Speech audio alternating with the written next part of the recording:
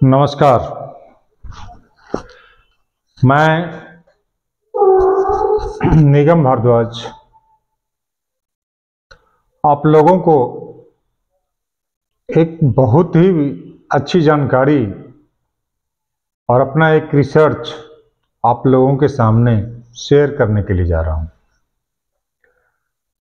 इधर कुछ दिनों से एक चर्चा चलती चली जा रही है कि नालंदा महाविहार को किसने जलाया। यह जो नालंदा महाविहार को क्या बख्तियार खिलजी ने जलाया, क्या तुर्काक्रांताओं ने जलाया, या खुद ब खुद वह अपनी क्षमता खोते चला गया जिसके कारण उसका विध्वंस हो गया, या ब्राह्मणों ने जलाया। आज एक नैरेटिव चल रही है कि नालंदा महाविहार को ब्राह्मणों ने जलाया। दूसरी जो बात है जिसके ऊपर मैं चर्चा करना चाहूंगा कि नालंदा महाविहार का असली वारिस कौन है, क्योंकि नालंदा में आज के समय में 3 विश्वविद्यालय नालंदा जिला में स्थापित हैं, जिसका नाम नालंदा के नाम से ही है। सबसे पुराना संस्था जो है वहां पे नालंदा महाविहार, जो कि पाली रिसर्च इंस्टीट्यूट के नाम से जानी जाती थी।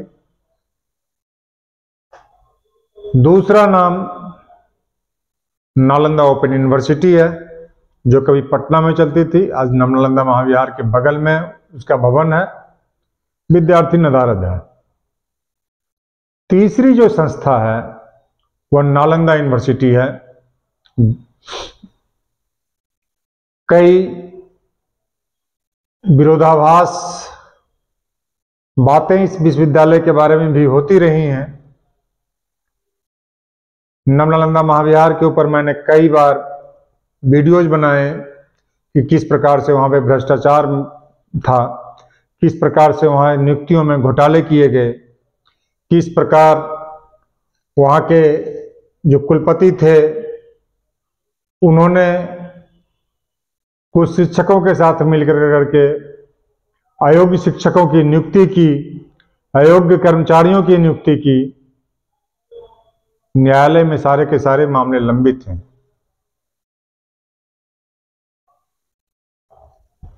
लेकिन अभी जो मैं चर्चा करने के लिए जा रहा हूं, यह चर्चा नालंदा महाविहार से संबंधित है, जिसको प्राचीन नालंदा महाविहार है के नाम से जानते हैं, या नालंदा खंडहर है। आज के समय में इसको लोग देखने के लिए आते हैं, एक टूरिस्ट लोकेशन बनकर करके रह गई है। पहले तो यह बात समझने की एक आवश्यकता है कि नालंदा महाविहार की स्थापना कब हुई, कैसे हुई, और इसको प्रश्रय किन किन लोगों ने दिया। दूसरा चीज, क्या नालंदा महाविहार में केवल बौद्ध धर्म की पढ़ाई होती थी? क्या वहां वेद के शिक्षक नहीं थे? क्या वहां उपनिषद नहीं पढ़ाई जाती थी? क्या वहां जैनियों के जो आगम निगम हैं, जो उसके प्राकृत भाषा के जो पुस्तकें हैं, क्या उसके बारे में कोई शिक्षा दीक्षा मिलने का प्रमाण प्राप्त नहीं होता है? आज की जो थ्योरी है कि ब्राह्मणों ने जलाया, एक बहुत आसान और तरीका है लोगों का आज के समय में कहने का। एक नैरेटिव चल गई है, एक बात चल गई है आज के समय में, कुछ भी हो ब्राह्मणों ने किया, कुछ भी हो फलाने ने कर दिया। मैं उसी विषय पर चर्चा करने के लिए जा रहा हूं।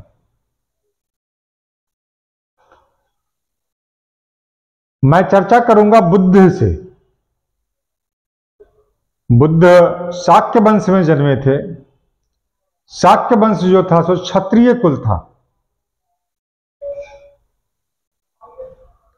और बुद्ध के जीवन काल में उन्होंने सभी को साथ लेकर करके चला था। सभी जाति के लोग थे, सभी वर्ण व्यवस्था के लोग उनके साथ जुड़े हुए थे। उन्होंने जाति की बात नहीं की, उन्होंने वर्ण व्यवस्था की बात नहीं की। जो हिंदू धर्म में या यह कह लें कि सनातन धर्म में जो बातें विरोधाभास थी, जिनसे आम जनता को कोई मतलब नहीं था, उनका विरोध बुद्ध ने किया था। यज्ञ का विरोध बुद्ध ने किया। बुद्ध की अपनी विचारधारा थी। बुद्ध एक विचारधारा लेकर चले थे जिसमें दुखवाद से प्रारंभ उन्होंने किया था और दुख के अंत की बात उन्होंने कही थी, जिसमें उन्होंने कहा कि यह जन्म और मरण मतलब जीवन और मृत्यु दोनों का दोनों जो है सो दुख है। और कारण उन्होंने बताया था अविद्या को। मैं अब जिस बात की बेसिकली चर्चा करने के लिए जा रहा हूं, यह बुद्ध की बातें थी। बुद्ध के जो प्रथम शिष्य थे, जिसको उन्होंने शिक्षा दी, जिसके लिए धर्मचक्र प्रवर्तन कहा गया, जिसे ऋषिपत्तन मिगदाय, जिसे हाँ सारनाथ में अशोक ने अपने शिलापट रखे, जहां पे स्तंभ लगाए, उसी स्तंभ से चार मुंह वाला शेर को आज हमने एक्सेप्ट किया है अपने नेशनल एम्बलम में। वह जो जगह है, उस जगह पर बुद्ध ने किसको सबसे सर्वप्रथम दीक्षा दी थी? कोई भी व्यक्ति आज बता सकता है? क्या आज के इतिहासकार यह बता सकते हैं वह किस जाति से थे? पंचवर्गीय भिक्षुओं में जो भी व्यक्ति था, वह व्यक्ति ब्राह्मण था। वह पांचों का पांचों जो था वह ब्राह्मण था। मैं चर्चा करना चाहता हूं उन ब्राह्मणों के बारे में जिन्होंने अपने धर्म को त्याग करके नहीं, वेद की विचारधारा को त्याग करके करने के बाद वह व्यक्ति जो है भगवान बुद्ध के शरण में गया था और बुद्ध ने उसको शिक्षा दी थी, उसे बताया था कि किस प्रकार से मोक्ष की प्राप्ति हो सकती है। बौद्ध धर्म में उसे अरहत कहते हैं, हिंदू धर्म में उसे मोक्ष कहते हैं और जैन धर्म में उसे निर्वाण कहते हैं। शब्द अलग अलग हो सकते हैं, विचार अलग अलग हमारे हो सकते हैं, लेकिन जो भी बात मैं कर रहा हूं, जो भी बुद्ध ने कहा, वह भारत के में जो उस समय के प्रचलित धर्म थे, जो प्राचीनतम धर्म हैं, जिसे हिंदू धर्म कहते हैं, लोग सनातन धर्म कहते हैं। पूर्व के इतिहासकारों ने उसे ब्राह्मण धर्म का नाम दिया था। हिंदू धर्म नहीं कहते थे, वो ब्राह्मण धर्म कहते थे। या जो पंचवर्गीय भिक्षु की बात हम करते हैं, यह भिक्षु जो है बुद्ध के साथ ही थे, उनके परिनिर्वाण के साथ ही वो लोग भी निकले थे, अभिनिष्क्रमण के साथ वो लोग भी निकले थे। और ये पंचवर्गीय भिक्षु की जो बात हम करते हैं, यह राजगीर में के बाद तक वो आए, बोध गया तक आए। लेकिन जिस दिन उन्होंने बुद्ध ने अपने भोजन किया सुजाता के हाथों से, उस दिन से इन लोगों ने उनको त्याग दिया।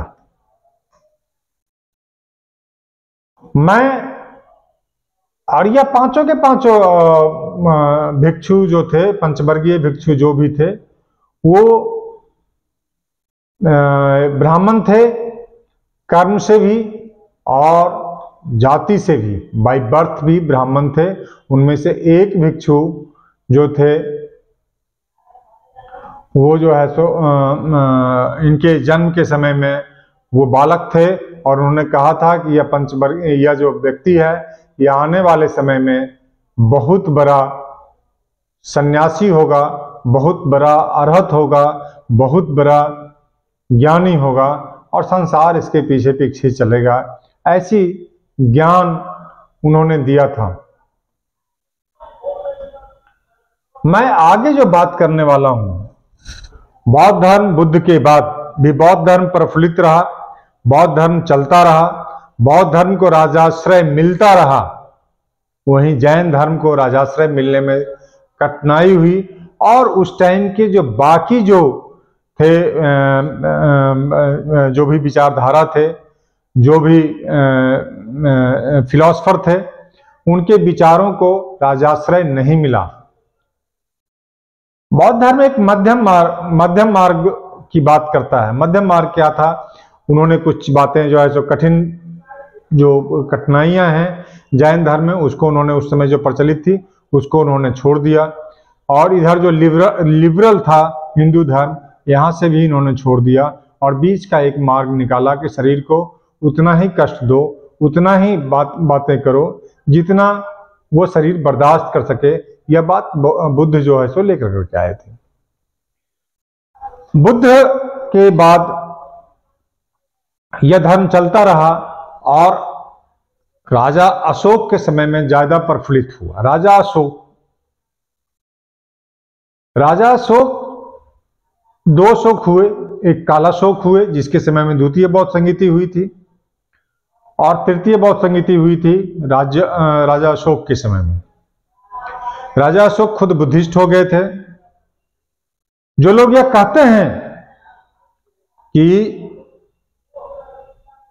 मौर्य वंश जो है पूरी तरीके से बौद्ध था, बौद्धों की विचारधारा से में ही यकीन रखता था, मैं उनको यह बताना चाहता हूं कि मौर्य वंश के संस्थापक चंद्रगुप्त आचार्य चाणक्य के शिष्य थे, और आचार्य चाणक्य ब्राह्मण थे, ब्राह्मण कुल में जन्मे थे, ब्राह्मण थे, और उन्होंने उनकी शिक्षा दीक्षा दी थी। और अपने अंतिम समय में चंद्रगुप्त मौर्य जो थे उन्होंने जैन धर्म को स्वीकार कर लिया था, उन्होंने बौद्ध धर्म स्वीकार नहीं किया था। यह स्वच्छंदता थी कि जीवन पर्यंत मैं कोई भी धर्म में रहूं, मैं कभी भी धर्म परिवर्तन कर सकता हूं,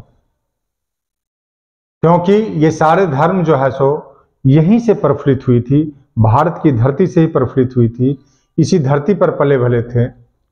मैं दूसरे राजा की बात करता हूं अब, चंद्रगुप्त मौर्य के पौत्र राजा अशोक हुए, जिनको किसी ने चंडाल अशोक भी कहा। मैं चंडाल अशोक नहीं बोलूंगा, यह चक्रवर्ती राजा थे, ज्ञान था इनको, राज्य को इन्होंने चलाया। कब कैसे इन्होंने अपने राज्य को बढ़ाया यह किसी से छिपा हुआ नहीं है। कलिंग पर कैसे आक्रमण इन्होंने किया यह किसी से छुपा हुआ नहीं है। राजसत्ता इन्होंने किस प्रकार से प्राप्त की यह किसी से छुपा हुआ नहीं है। मैं बात जो कर रहा हूं वह मैं इतिहास के स्रोतों के आधार पे ही बात कर रहा हूं। पाली लिटरेचर के जो श्रीलंकन बुक्स हैं, आप उनको देख सकते हैं, जहां से अशोक के बारे में जानकारी मिलती है, जानकारी प्राप्त होती है कि राजा अशोक कैसे हिंदू से बौद्ध धर्म की तरफ प्रवर्तित हुए।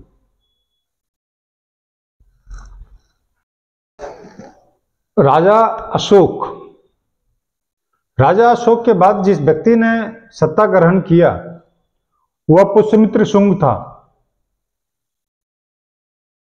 शुंगों के ऊपर आरोप है कि उन्होंने राजा दशरथ को, जो अशोक का पुत्र था, उसको गद्दी से बेदखल कर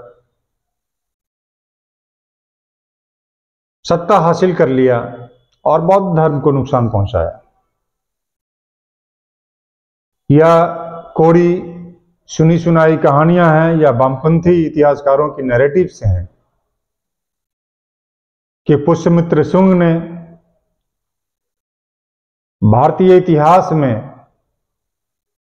बौद्धों की मदद नहीं की। पुष्यमित्र शुंग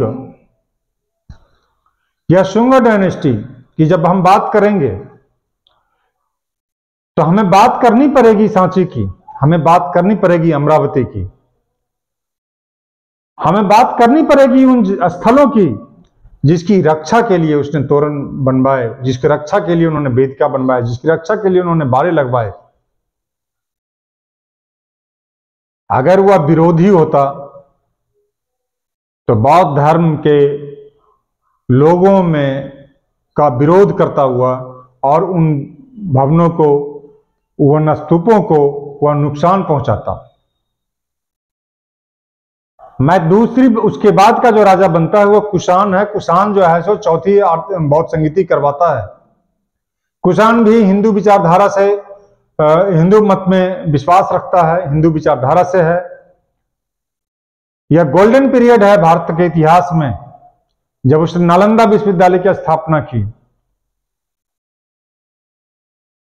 कुमारगुप्त यह नाम है उस राजा का जो हिंदू धर्म में विश्वास रखता है, हिंदू धर्म को आगे बढ़ाने के लिए कार्य करता है, नालंदा विश्वविद्यालय को वह एस्टेब्लिश करता है, नालंदा विश्वविद्यालय के लिए वह खड़ा होता है, उसके लिए दान की व्यवस्था करता है, उसके लिए भवन का निर्माण करवाता है, उसके लिए शिक्षक खोज करके लाता है। कोई बता सकता है कि क्या केवल वहां बौद्धों की पढ़ाई के लिए कुमारगुप्त ने ऐसा किया था? नहीं, वहां वेदों की भी पढ़ाई होती थी, वहां पे अन्य विषयों की भी पढ़ाई होती थी। वहां सिर्फ और सिर्फ बौद्ध धर्म की पढ़ाई नहीं होती थी। मैं यह बात स्पष्ट तौर पर बताना चाहता हूं कि ना तो पाल काल में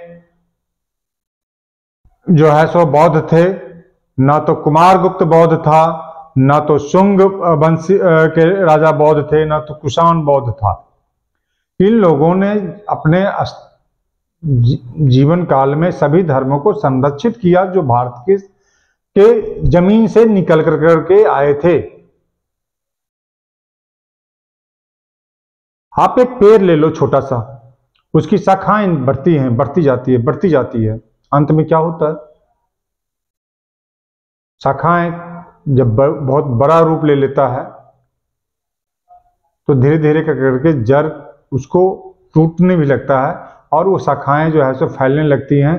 तो नालंदा विश्वविद्यालय या शिक्षा का जो क्षेत्र था वह फैला। वह कैसे फैला उसकी बात मैं आपको करता हूं कि ओदनपुरी विश्वविद्यालय की स्थापना हुई, तलाढ़क की स्थापना हुई, विक्रमशिला की स्थापना हुई, ऐसे कई महाविहार की स्थापना हुई। और जब एस्टेब्लिशमेंट हुआ इन संस्थाओं के तो छात्रों का जो है सो पलायन शुरू हुआ। आप ऐसे सोचें कि पहले बिहार के लोग पहले दिल्ली पढ़ने के, कलकत्ता पढ़ने के लिए जाते थे। उनको बिहार में पटना यूनिवर्सिटी खुल गया, वो क्यों कलकत्ता जाएंगे पढ़ने के लिए? इंजीनियरिंग करने के लिए हमारे यहाँ के बच्चे पहले बाहर जाते थे, यहाँ इंजीनियरिंग कॉलेज ज्यादा हो गए, क्यों जाएंगे वो? क्योंकि यह जो विचारधारा है इसको समझने की आवश्यकता है कि जब संस्थाएं ज्यादा मात्रा में होती हैं तो वो फैलती हैं। जो इकोनॉमिक्स का एक सिद्धांत है कि डिमांड ज्यादा होगा और मटेरियल्स कम होंगे तो एक जगह पे क्लब होगा, वो महंगा होगा। तो नालंदा महाविहार की जगह पर वो फैलता चला गया, उसके अपने जो विंग्स थे वो फैलता गया, संस्थाएं बढ़ती गई, बनती गई और नालंदा विश्वविद्यालय जो है सो अपने आप को धीरे धीरे करके सिमटता चला गया। इसका जो कंट्रीब्यूशन था वो धीरे धीरे करके गृहस्थों ने देना कुछ कम कर दिया, कुछ बंद कर दिया। बौद्ध धर्म में भी वो सारी चीजें प्रवेश कर गई थी जिसके विरोध में बौद्ध धर्म का एस्टेब्लिशमेंट हुआ था। नालंदा महाविहार के एस्टेब्लिशमेंट तक कुछ चीजें छुपी हुई थी बौद्ध धर्म में, लेकिन उदनपुरी और विक्रमशिला महाविहार के आते आते यह सारी चीजें बौद्ध धर्म में प्रविष्ट हो चुकी थी, जिसके विरोध कर करके भगवान बुद्ध ने या तथागत ने इस धर्म को स्थापित किया था। मैं चर्चा कर रहा हूं आज आपके साथ दो बातें जो डिक्लाइन करने का जो रीजन है बुद्धिज्म को, चूंकि संस्थाएं बढ़ गई, पहले सारे जगहों से डोनेशन एक जगह आती थी, वो डोनेशन भी बंटना शुरू हो गया। जो पैसे आते थे वो पैसे टुकड़े टुकड़े में बंटने लगे। नालंदा को अगर आप देख लें, नालंदा महाविहार को भी कुछ पैसे जा रहे थे, कुछ पैसे जो है सो उदनपुरी को भी जा रहे थे, तलाडक को जा रहे थे, अगल बगल की लोकेशंस हैं जहाँ पे वज्रासन को जा रहे थे पैसा, कुछ पैसे कुछ योगदान जो है सो वजीरगंज में जो हैं, मतलब हर जगह या जो पैसा जो फंडिंग था वो फंडिंग डिस्ट्रीब्यूट हो गया, तो पैसे कम मिलने शुरू हो गए। मैं अब आगे की चर्चा जो करने के लिए जा रहा हूं वो बड़ा विचारणीय है। यह जो विचारधारा आज के समय में चल रही है कि नालंदा महाविहार को किसने जलाया, ब्राह्मणों ने जलाया। अगर यह बात एक्सेप्ट कर लिया जाए कि ब्राह्मणों ने जलाया, तो क्या दो ब्राह्मण लड़कों में, जिस लामा तारानाथ की जिस पुस्तक की बात हम करते हैं कि दो ब्राह्मण लड़कों ने उसको जला दिया, लामा तारानाथ की उस पुस्तक को उठा करके देखिए और बताएं कि जब नालंदा महाविहार जल रहा था कोई भिक्षु नहीं था वहां पे, अगल बगल के लोगों ने उसको बुझाने का काम नहीं किया। मतलब दो ब्राह्मण के लड़कों से इतना भय। मुगल आक्रांता जो तुर्क आक्रांता जो आए थे, बख्तियार खिलजी के जो वंशज थे, बख्तियार खिलजी जब आया था उसने जो विनाश लीला रची थी, उससे भय नहीं था, भय था ये दो ब्राह्मण लड़कों से। महाविहार को जलाने की बात जो लोग करते हैं, ऐसा कोई बात नहीं हुआ था। महाविहार ये दो लड़कों ने नहीं जलाया था, महाविहार जो जला था वह जला था तुर्क आक्रांताओं से। मिन्हाज की बातों को, मिन्हाज जो उस समय का ट्रेवलर था जो बख्तियार खिलजी के साथ चल रहा था, उसकी बातों को हम नजरअंदाज कर देते हैं। हम धर्मस्वामी जो कि तिब्बतन मॉन्क था, जो उस समय मौजूद था, हम उसकी बातों को भी नजरअंदाज कर देते हैं। हम किसको लेते हैं? लामा तारानाथ को। लामा तारानाथ कौन है? लामा तारानाथ वह व्यक्ति है जो नालंदा महाविहार के जलने के 500 साल के बाद अपना इतिहास लिखने के लिए बैठता है। वैसे ही जैसे मैं आज 80 साल के बाद, 50 साल के बाद, गांधी के मरने के बाद, बापू के मरने के बाद, 50 साल के बाद मैं इतिहास लिखने के लिए बैठूंगा और मैं कहूंगा कि नाथूराम ने गोडसे ने गोली जो चलाई थी वो बाएं साइड से चलाई थी, उन्होंने पीछे से गोली चलाई थी। अरे भाई, मैं विटनेस नहीं हूं। और यह जो है सो 2000 साल के बाद, 1000 साल के बाद यह इतिहास हो जाएगा और लोग कहेंगे कि उन्होंने ऐसा बोला था कि बापू को गोली इस प्रकार से मारी गई थी। मैं चर्चा करना चाहता हूं, यह जो इतिहास लिखने का यह जो गलत मंसूबा लेकर के लोग जो चलते हैं कि इतिहास को जो है मतलब जो मुझे पसंद आएगी वो चीज मैं लिखूंगा, जो पसंद नहीं आएगी उसको मैं गौन कर जाऊंगा। धर्मस्वामी की चर्चा क्यों नहीं? मिन्हाज की, तारिक नासिरी की चर्चा क्यों नहीं?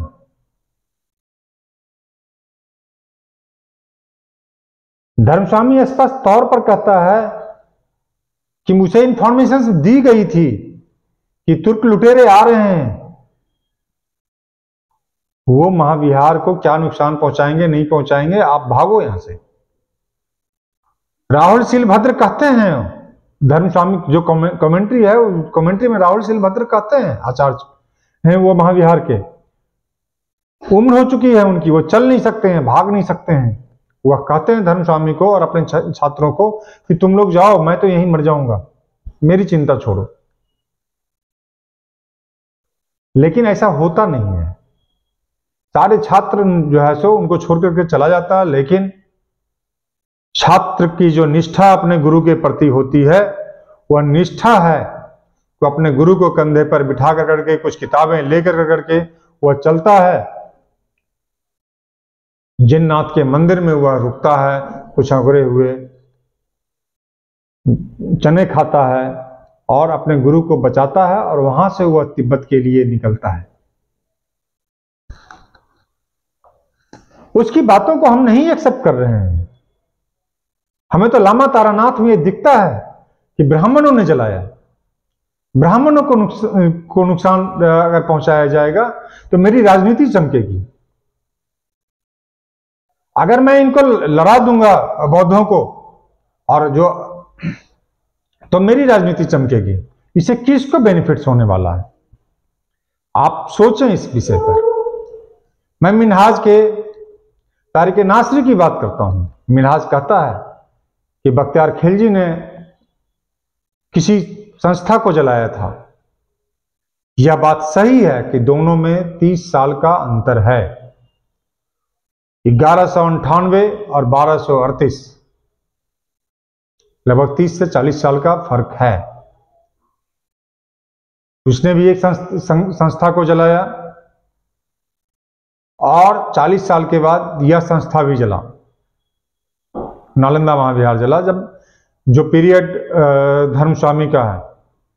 मैं फिर से सवाल उठाता हूं, इतनी भय थी बख्तियार खिलजी या उसके सेवकों से, क्या बख्तियार खिलजी के मर जाने के बाद तुर्क आक्रांता खत्म हो गए थे? क्या उनका कोई सिपाही नहीं बचा था? क्या वो फिर इधर नहीं आए थे? मुगलों ने फिर से दोबारा आक्रमण नहीं किया?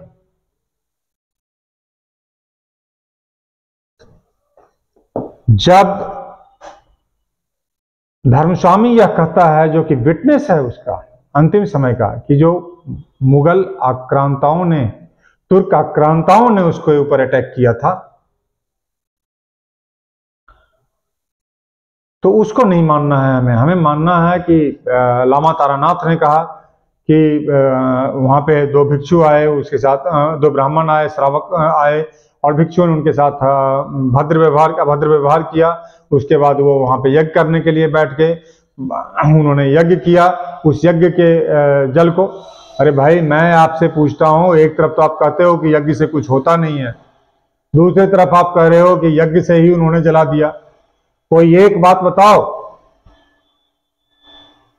कि यज्ञ से महाविहार जला या यज्ञ से कुछ नहीं होता है। सूर्य की उपासना उन्होंने किया। नालंदा महाविहार उतना ही प्रिय बौद्धों के लिए था जितना प्रिय जो है सो हिंदुओं के लिए था। तभी हिंदुओं ने उन्हें जो है सो 9वां अवतार बुद्ध को माना। विष्णु के 10 अवतार में बुद्ध जो है सो 9वां अवतार आते हैं। पुराणों में ऐसा वर्णन है, बुद्ध के मूर्तियों में ऐसा वर्णन है। 10 अवतार की जब चर्चा होगी तो बुद्ध उसमें दिखाई देते हैं। नालंदा और उसके आसपास कई प्रतिमाएं प्राप्त हुई हैं जो कि हिंदू देवी देवताओं से हैं। सूर्य की प्रतिमा प्राप्त हुई है, विष्णु की प्रतिमा प्राप्त हुई है, गणेश की प्रतिमा प्राप्त हुई है, लक्ष्मी की प्रतिमा प्राप्त हुई है। या तो आप लोग कह दो कि सारे बुद्धिस्ट प्रतिमाएं हैं, बौद्ध धर्म और हिंदू धर्म में कोई फर्क नहीं है। हमने स्वीकार किया, जबकि बौद्धों ने अपराजिता की प्रतिमा बनाई हिंदुओं को ठेस पहुंचाने के लिए, ब्राह्मणों को नीचा दिखाने के लिए। बौद्धों ने त्रैलोक विजय की प्रतिमा बनाई शैव विचारों को नीचे दिखाने के लिए। शंकर के बाद बुद्ध को हमने दशावतार का जगह दिया। बौद्धों ने शिव के वंशजों को नीचे दिखाने का काम किया। मैं मेन जो चर्चा जिस बात की मैं करने के लिए जा रहा था, इतनी बात स्पष्ट हो गई है कि ब्राह्मणों ने नहीं जलाया, इसको तुर्क आक्रांताओं ने जलाया। वह कौन तुर्क आक्रांता थे, वह इतिहास की पुस्तकों में आज भी खोजने की आवश्यकता है, उस पर मंथन करने की आवश्यकता है, उस पर विचार करने की आवश्यकता है कि उसे किसने जलाया। मैं अब आगे की जो चर्चा करता हूं कि किसने जलाया, ब्राह्मणों ने जलाया अगर यह बात मैं कहता हूं या कोई व्यक्ति कहता है तो उससे किसका फायदा होता है?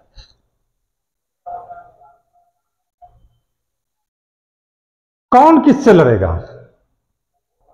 यह लड़ाई जो होनी है, यह लड़ाई मैं बता देता हूं कि बौद्धों और ब्राह्मणों के बीच लड़ाई करवाने की एक सोची समझी रणनीति है। यह बौद्ध कौन है? हिंदुओं ने तो इस धर्म में मुगल के आक्रांताओं के, अंग्रेज के विरोधों के बावजूद भी, ईसाई मिशनरियों के काम करने के बावजूद भी कार्य करते रहा। वह जिंदा रहा अपने घरों में, वह जिंदा रहा अपनी विचारधाराओं को लेकर करके। बौद्ध तो यहां से चले गए। बाद में रिवाइवल जब हुआ बौद्ध धर्म का, तो बाबा साहेब ने बहुत सारे दलितों को उन्होंने बना दिया बौद्ध, और वह बौद्ध जो हैं उनको लड़ाने के लिए ब्राह्मणों के साथ, उनको एक दूसरे के साथ लड़ाने के लिए, एक दूसरे के साथ ये करने के लिए, अगर वो लड़ेंगे तो वोट बैंक की राजनीति होगी, यह सब सारी बातें सोच करके जो है सो ब्राह्मणों को टारगेट किया जा रहा है। मैं आपको स्पष्ट शब्दों में यह कहना चाहता हूं कि बौद्धों को तुर्क आक्रमणकारियों ने जलाया था। बौद्धों को नहीं, बौद्ध नालंदा महाविहार को या बौद्ध विहारों को या हिंदू विहारों को, शिक्षण संस्थानों को इन लोगों ने समाप्त किया। किसने समाप्त किया हमारे यहाँ के शिक्षण व्यवस्था को? इसके ऊपर अध्ययन करने की आवश्यकता है। हमने क्या सीखा? हमारे यहाँ जो वेद हैं, जो बौद्ध ग्रंथ हैं, उसमें क्या मेंशंस हैं, उसको अध्ययन करो, तब आप समझ पाओगे कि क्या था बौद्ध धर्म में और हिंदू धर्म में क्या अंतर है, क्या जैन धर्म में क्या अंतर है। क्यों आपको लोग इस्तेमाल करना चाहते हैं कि आप लड़ो इस नाम पर कि अरे जो मेरे महाविहार को जला दिया था, अरे वो मेरे इतनी पुस्तकों को जला दिया था। नहीं, ब्राह्मणों ने नहीं जलाया। मैं इस बात को फिर से कहता हूं और तथ्यों के साथ कहता हूं। जिस व्यक्ति को भी ऐसा लगता है कि मैं गलत बोल रहा हूं, वह मेरे साथ सीधे डिबेट कर सकता है। मैं उसके साथ तथ्यों के साथ आधार पर डिबेट करने के लिए तैयार हूं। इसके साथ ही हमारी यह जो नालंदा विश्वविद्यालय के जलाने और जलने की जो बातें थी, इस बात को मैं समाप्त करता हूं और मैं अगली कड़ी मैं कुछ और लेकर करके आऊंगा जो कि बौद्ध धर्म से संबंधित होगा और इतिहास से संबंधित होगा। Thank you.